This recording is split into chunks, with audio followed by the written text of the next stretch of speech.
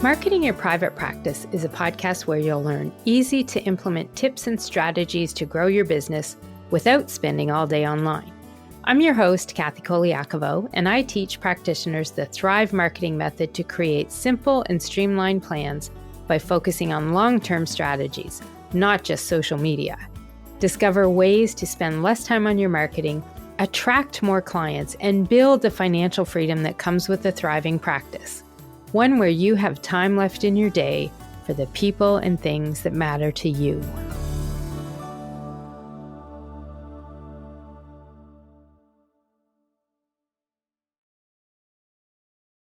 Hey, private practice heroes, it's Kathy Colaiacovo, and today on the Marketing Your Private Practice with Kathy C podcast, we're going to talk about newsletters and emails.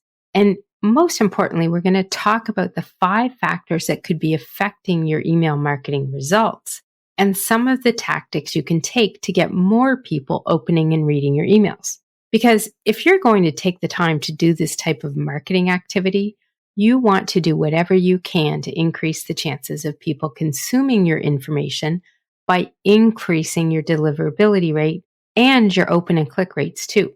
Now, if you're listening in here and thinking, well, Kathy, I don't send newsletters or have an email system, so I'm going to skip this episode today. Wait, I encourage you to stop and check it out because there's some ideas that we're going to talk about in this episode that may have you change your mind. In particular, I'm going to be sharing a story that helps you see the value of sending a consistent newsletter and how they can make a difference even if people don't open and read that newsletter. True story, I promise. You will learn something to improve your marketing by listening in today and help you get more clients. So we are talking about newsletters here.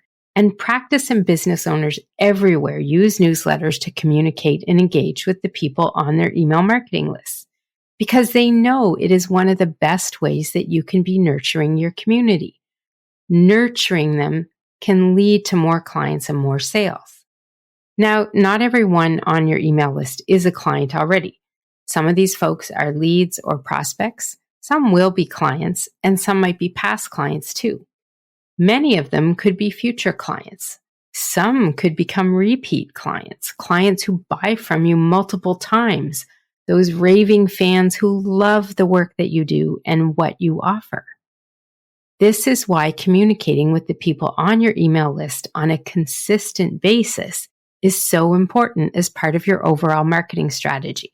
It will take multiple touch points with you for someone to build up that trust and know that you could be the one person to help them out, the person to help them solve their problems and transform their lives. Newsletters help you make these touch points happen. Now, some folks also think they should stop doing newsletters when they have a full practice. No way. This time is more important than ever to keep marketing. You want to build those leads in that community because any day, any client, and I've had this happen to many people, your clients could give you notice, and it may not be one client, it could be more than one. So keeping up with your marketing so that you continue to stay top of mind with people is critical.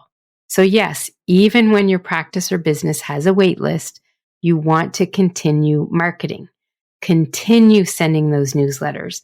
This helps you communicate with the people already connected to you and on your email marketing list. You may slow it down if you're busy, but I encourage you not to stop. And if you ask my opinion, if you were too busy to do marketing and you had to choose between sending newsletters to the people on your list or posting content on social media, I would probably tell you to choose newsletters 100% of the time. More sales happen from emails and more business owners get a proven return on investment from email marketing than they do from social media. So if you ever have to choose, I say choose to do the news. And of course, if you've been listening at all to my podcast and reading my social media content and blogs, you know that you want to be consistent with those newsletters and that you can also repurpose that newsletter article to become almost all of your other social media content. So it is possible to have your cake and eat it too. And I know all you intuitive eating dietitians will appreciate the cake reference there. The thing is, Consistency is key to marketing that gets results and brings new leads and new clients in the door. So if you want some ideas on how to repurpose that newsletter content to become your social media content, listen in to episode 30 of the podcast, which is Simplify Your Private Practice Marketing by Cutting Down on Your Content Creation. And I'll put a link to that episode in the show notes. The thing that you want to remember here, your community will remember you because of your emails and newsletters, even if they don't open and devour word for word every one of them. Just your name in the sender line in their inbox can often be enough to trigger people to remember you, to know that you are there for them whenever they need you. And here's an example of how this lesson hit home with a client of mine one time. So I had a client who was a lawyer, I'll call her Janine, and she wanted a marketing strategy in place for her practice. But she was very adamant. She did not want to do newsletters. She doesn't like getting emails. Her inbox is full, and she didn't want to do that to people. So here's the thing. We sat down and talked about this because, as you know, I believe in newsletters as one of the best ways to do your marketing and stay top of mind with people. So we did a little role play there, and I said, okay, let's just think about this. So I said, think about your inbox and even look at it now. And I had her look at it and I said, look for some newsletters that are there. I said, find me the first one that you see. And she said, okay, I've got one here from this guy. I said, okay, what's his name? And she told me his name. And I said, do you remember what he does? And she said, yes, he does XXX. I can't remember what it was. And I said, okay, now how do you know this person? And she said, well, I actually met him on LinkedIn and he asked if I wanted to sign up for his newsletter and he gave me a link. So I did, and I signed up there. Or I think I had him sign me up. She couldn't remember which way it was. But either way, she got onto this person's newsletter list because of a connection on LinkedIn. I said, okay, do you open the emails from him? No. I said, why don't you open them? I'm usually too busy to read them. Okay, I said, do you know what he does? Yes. And do you know what services he offers? And she said, yes, he does blah, blah, blah, whatever that was. And I said, okay, but you've never read his newsletters when they come in. You don't open them. You just kind of look at the subject line, look at the name, and then you delete it. And she said, yeah, that's what I do. I said, okay, if you need help with XXX, whatever. I said, who would be somebody that you know you could reach out to? And she just looked at me and she's like, oh crap. Yeah, that would be him because he does whatever it was that he offered. And I said, see, this is where you often think about newsletters from the point of view of being inundated with them in your inbox. But when you go to it from the other side of it, they really do work and they help you stay top of mind with people. Even if right now they're just a lead or a connection or a community member, they can make a really big difference. And so when we look at email marketing, you have to remember, it's not just that you want to be sending the emails and the newsletters. You really want to have a strategy behind it. And you really do want people opening them and reading the content and even taking action and clicking on the links you might have in it. So although we learned the lesson with Janine that it is still making a difference even if people don't open it, I really want people opening your newsletters because we don't want to be taking our time doing the marketing and doing all the work behind it and just having people sit there and never really read it. So you really want to make sure that you're looking at tactics that help people open those. We want your emails and newsletters to have a high deliverability rate and a high open rate, meaning you want more people to receive the emails and open the emails. And when we talk about these different factors when it comes to email marketing, receiving the email in someone's inbox, that's all about your deliverability. The deliverability rate is how many people are getting the email in their inbox. Now, I say that because there are some systems out there that not everyone you send the email to will actually get it in their inbox. And we'll talk about that in a second. So then we look at, you've got them in the inbox, you want them to read them, you want to open them. And the percentage of people who do this, that is called your open rate. It means how many people have actually clicked and opened the email to see all of the content. Then, if you have any special links in the emails, you want to know if people are taking action and clicking them. Most email marketing systems will show you those numbers, and that is your click rate, the percentage of people who clicked on the rates from the amount of people that opened the email. So here's how it works. If you have 100 people on your email list, when you send your newsletter out to them, probably on average 20 or 30 are going to open it. So 100 people got your email as long as it was delivered to all of them. Again, some email systems kind of drop some emails. So your deliverability could be only getting the email to 98 people. And maybe 20 or 30 open it. So that means you have an open rate of 20 or 30%, however many people open that. And the fact is, the average open rate out there is probably hovering around 20 to 22%, meaning only 20% of the people who get your email are going to open it. And the click rate averages are probably anywhere between 1 and 3%. So if you're getting anything more than that, you are definitely doing good. But don't be dismayed thinking that, well, I've got 100 people on my list, but only 20 people are opening emails. This is the reality of email marketing. But there are some things that you can do to improve these rates and ensure that more people are getting your emails and opening them and taking action too. So there's some tactics that I'm going to share with you that as you create and prep your newsletter in your email marketing system, you can think about so that you can be helping boost those rates and getting more people reading the content and clicking through to do more with you as well. So let's dig into those 5 factors that can affect your email deliverability and open rates and talk about some ways to deal with them and offset them. So the first factor is the actual email marketing system you're using. This is your system like MailChimp or ConvertKit or Constant Contact, whatever system you're using for your email marketing.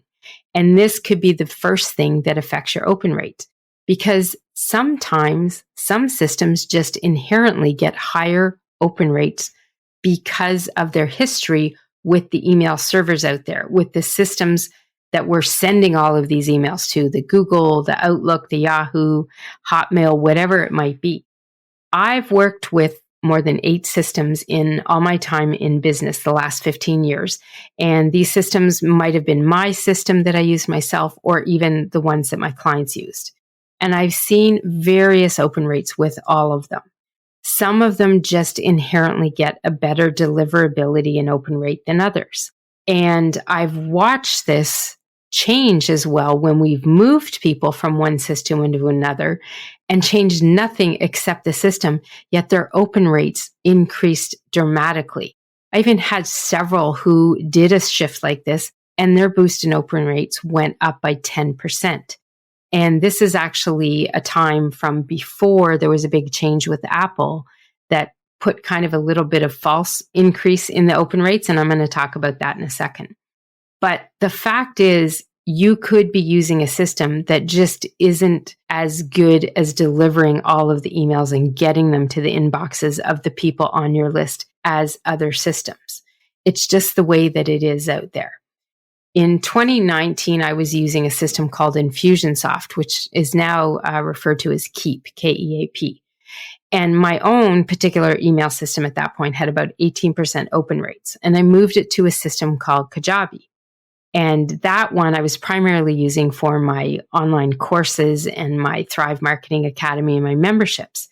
And just by switching, the rates went up about 4 to 5%. But then I started seeing, and about 6 months later, I was watching and tracking things, and I started seeing a lot of dropped emails, meaning they just didn't even get to people. And I actually noticed this because loyal readers were emailing me saying, "Hey, Kathy, I haven't gotten your newsletter in a while. Can you check my email in your system?" And this is when I discovered that there was a good amount of people, like over 10%. It was really astronomical, and it was just a large number I've never seen before. But these people were literally being dropped. So what it meant was if I was sending an email to 100 people, about 10 of them just weren't getting it and wasn't recognizing it in the system. And it was telling me I had a 90% deliverability rate, meaning only 90% of the people even got the email in their inbox. The other ones just kind of went out into the world of the internet. And some of those people were the ones that were calling me. So what I did within that 6 months, I actually moved my email marketing over to ConvertKit, which is probably my favorite system I've ever used because open rates with them are really high, deliverability is high, and it made a change immediately. I actually went from being at about 22% with Kajabi to 32%, but everybody was back to getting the emails. So that was a big difference for me. And nothing changed except the system. So it's important for you to understand some of these numbers and know what to look for within your own system when you're looking at some of the reports that you can see. Because you want to make sure that you're looking at the things that will matter, help you make some of these decisions of, do you need to change systems? Is it time to change it? There's a lot to factor into that. And by no means am I saying, hey, if your open rates are low, just go change systems, because moving systems is a huge decision and involves a lot of work and time. But sometimes that time can pay off. It can make a big difference by putting that into play. So if you are seeing some issues with your systems, your deliverability rates, or people are emailing you and saying, hey, I'm not getting your newsletter, then you want to look at potentially making a change. Sometimes it's worth trying out to see if the grass really is greener on the other side. Now, I did mention a big change with Apple's privacy setup. That happened, I believe it was in 2022. And I did write a blog that goes a little more in detail on this topic. It's called 7 Items to Change with Your Email Marketing. And I'll put a link to that in the show notes. It's on my website, pepperatmarketing.com. And it'll give you some more information. But essentially what happened, Apple made a big change in their privacy settings. And what it means is people will get emails. They don't open them, but because of Apple's privacy setting, our systems, so our ConvertKits, our MailChimps, our Active Campaigns, whatever system you're using, is registering some of those as actually being opened when they didn't open them. So if you've seen a boost in your open rates lately, in the past, probably about a year at this point now, it could be in part due to the change with Apple's privacy setup. So the fact is here with this issue, there really can be some things that within your system, it is just the way that it is. So that's where sometimes you may want to look at, is it time to make a change? Now, the second factor we want to look at here that could be affecting your deliverability and open rates is actually the email system your subscribers are using. So this one is something you actually have very little control over, almost none, in fact. This is the system people are using to check their emails, how they access their emails, whether it's Outlook, Google, Gmail, Hotmail, or Yahoo. Any of these could be affecting your deliverability rates because sometimes those systems are blocking emails from coming in. Hotmail is really good for that one. Or they're getting into the promotions tab in Google and Gmail, and the user forgets to go over and look there because maybe they're inundated with emails and newsletters. So this isn't a factor you can actually control because it really depends on where your people are accessing their email and reading it. But there's a couple things that could help you. One of the things that I recommend to sort of offset this issue is that you have a system in your lead magnet sign up that you have a special message on your thank you page. So this is where you're building your list, you're getting people on your email list. So when they first come on there and they first sign up, this is often where your emails are going to go in their system of promotions or spam or wherever, depending on their email system. So you want to do whatever you can to keep it out of there. So what I like to do is on the thank you page, after they sign up for my ebooks or guides, I have a message there telling them to check their inbox and make sure that they whitelist your email address and add it to their contacts. And what this means is that you're basically looking for them to set up a rule in their email system that says, hey, when this email comes in from this email address, please mark it with a label or put it in a folder or do something with it. And you can even indicate on some things, don't put it in spam, tag it with a label, whatever it could be. When this happens, this helps ensure that those emails don't go in the promotions tab or the spam folder, and it helps people get them into their inbox directly. So I always tell people to check their promotions tab if they use Google or the spam folders, and just let them know that if they don't get the email, the other thing they can do is send you an email and put your contact page and your email on there, and you'll help them figure it all out. So you want to do what you can to let folks know that you've sent them an email to get that lead magnet, that freebie, that download PDF, whatever it is, and that they need to go look for it. And if they can whitelist your email address right away and make a rule for you, that will help them get that email into their inbox easier. When you do this and that email starts going in their inbox, your deliverability rate will go up. And because they've got it there where they can see it now, your open rate's probably going to go up as well. The third factor in this list is subject lines. So people often underestimate the power of subject lines, but they're one of the biggest deciding factors on whether somebody opens that email or not. So you definitely cannot just whoosh over and skip subject lines in your planning of your newsletters. You want to stop and take the time and think about what subject line you're going to use. Think about what will entice people to open that email. And you want to come up with a subject line that will get more people to click and open the emails. So I've written on this topic before, but I wanted to share with you some of the top strategies that I typically tell my clients and members in my Thrive Marketing Academy about when it comes to subject lines. So there are 6 things that I typically share as tactics that can help you improve your subject lines that will help people make that decision. Oh, yes, I want to click that and open it and read it. Number 1, keep it short so that it's easy to understand. And the entire subject line shows even if they're on a mobile device. So keep it to 50 or 60 characters. You can go up to more, but less is more in this case. Try to get people curious and use words that make them want to open it, but don't give away the farm with the subject line.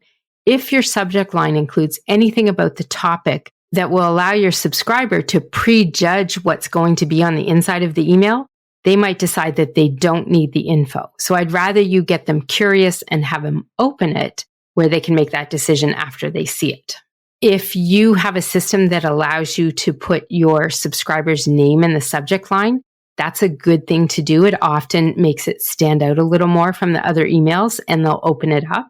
Emojis do the same thing here. If you put them in there, if you're on my email list, you know sometimes my emails come with emojis in the subject line. It makes them stand out. Now, not all systems allow you to do this when you're creating it in your email marketing system. And sometimes the other side of it, of the system people are reading their emails on, may not show it. But if you can do it, put it in there and try that and see if it makes a change as well. Then you also want to make sure that you're avoiding some of the trigger words out there and the actions in the subject line in that content that will make the systems flag that as potential spam. So things like using all caps in the subject line or lots of punctuation. So like adding an exclamation mark 5 times and some question marks and more. Things like that, or some of what they call spam trigger words. So words like free or earn income or make money or make dollar signs, things like that. HubSpot has a really great list of spam trigger words on their blog, on their website, and I'll link to that for you in the show notes.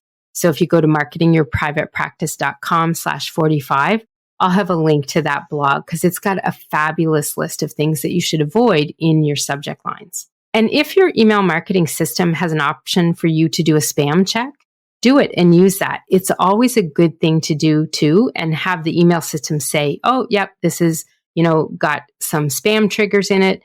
And if it doesn't, then you're good to go. So taking the time to plan out the subject lines will really help you with a boost of those open rates, because the idea is that's going to get more and more people opening it up. Number 4 is to test your email and see what it looks like on mobile. So you definitely want to do a test and a proof of this, not only for reading the information, but looking for some of the things that could go wonky when somebody's looking at the email on a cell phone or a tablet. So typically I'm looking for things, images will look out of place, or they'll only show on part of the screen because maybe they were too big, or the image moves over content and you get like one letter on a line. So you want to do what you can to fix these up. If your email cannot be easily viewed on a mobile device, chances are it'll get deleted instantly. One study that I read said that if it's not formatted for a mobile device, no matter how much people love your content, it will probably get deleted in less than 3 seconds. So if you can, do a preview, take a look at it, check it out on mobile, desktop, tablet view. A lot of systems have these options these days, and double check it. It takes less than 2 minutes to preview this, and that will help you with your open rates as well. If it looks good on mobile, people are going to click through and read it. So definitely checking that out on a mobile version is going to help you as well. The last thing in our list here of factors that can affect your open rates and deliverability rates is really something that is not going to affect it by you doing it or by it happening, but it's something that you can look at and do to fix and take the time to see what could be a trend of a good thing or a bad thing and work to make sure that you can boost and improve your results from that. So number 5 is tracking and reviewing your numbers and your stats. Now, I know people don't like talking about tracking stats, but it is something that will help you in the long run, and it doesn't take a lot of time to do. But I run into people who are doing email marketing and have for years, and they never take the time to look at their numbers and stats. You can learn a ton from looking at this. Now, I do believe you can learn even more if you take what you have in the reports in your system and put it into a stats tracking type of file. I have a simple Excel file that I use as a way to track these numbers. I do it for myself and I do it for my clients. And it's called my stats tracking template is what I have. It's actually a lead magnet that I offer on my website. And I'll put a link to that for you as well. So basically what we do is we pull the information from the different systems each month. Email marketing reports, social media reports, podcast stats, Google reports, everything. And we compile them into this tracking document and compare them. If you do this, it will help you see the trends and know what you want to change and improve. And yes, I know you can just use the reports in the system and look and see what are your open rates, what are your click rates, and all of that. But when you take the time to pull the numbers out of your system and put them into something like this stats tracking file that I use, what it allows you to do is have that big picture view. So you can often look at it, see the trends or see things that will help you know, this kind of subject line is pulling higher open rates. This one is not. And that helps you learn what you want to do more of and what you want to do less of. So it is something that I highly recommend everyone do. We have an entire module of training on this in the Thrive Marketing Academy. So I teach all of my members in there how to do this because tracking numbers like this is so important to knowing how your marketing is working and what you should be changing and improving. So I'll definitely link to where you can get your own copy of the stats tracking template. And if you have it already, make sure that you're using it for your newsletters too. Look at those open rates, look at the click rates, analyze what you're seeing, and think about what you could do to change and improve that. Okay? You can get your own copy at pepperitmarketing.com/free stats, but I will link to that in the show notes here too. And it also comes with a video that shows you how to use the tracking template and customize it for your own as well. So these are the 5 factors that you want to think about and consider when it comes to your email marketing and your newsletters in particular. They are, for a recap, your email marketing system that you're using. Number 2 is the email system your subscribers are reading your emails on. Number 3 is subject lines and optimizing them for people to open more of your emails.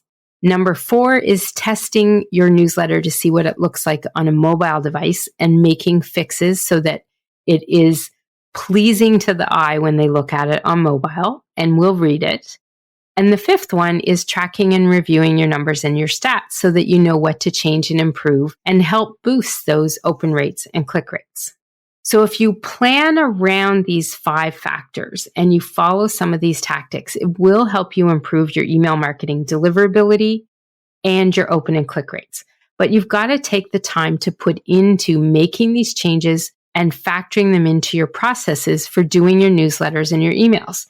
Don't skimp on the planning, or you could end up with fewer people opening your emails and reading the content you take the time to put out there. So your action steps from today are review these 5 items, review your newsletter, and look at your email stats. Can you spot any trends, anything that you could do for more growth, anything that you could do to offset any declines? And go through this list and decide which of these 5 factors could be ones affecting your email marketing results, and work on the tactic that will help you shift those results and see an uptick from what you're doing. Now, if you're not sure what to do when you check these 5 areas out, why not book a free marketing audit with me? These are something I offer as part of my podcast. They're free to you. We sit down together. We go over your focus area that you're having trouble with. In this case, it could be understanding how you can improve your newsletters and your email marketing results. We'll look at what the issues might be and what action steps you need to take next. So we do this together, you and me. We record the session. It becomes a podcast episode here. So it's also a little bit of free marketing for you, because we put a lot of your information into that podcast episode and the show notes for it, as well as the marketing we do for it too. But the biggest thing is it's a free 30-minute session where you could get some action steps on what you need to do next to improve your own newsletters and email marketing. And I will link to that in the show notes as well. So this is Kathy Colaiacovo signing off by saying thanks for listening in today. And remember, if you want to thrive in practice, this will mean taking the time to not only be consistent with your newsletters, but reviewing what you're doing and making changes to improve those email marketing results, because those shifts in your results can lead to more clients. And I'll see you next time. You can find all of our show notes and resources mentioned at marketingyourprivatepractice.com. Be sure to connect with me on Instagram at pepperitmarketing and say hi. I'd love to hear any feedback you have, and make sure to rate and review the podcast and hit subscribe on your favorite player so you don't miss any future episodes.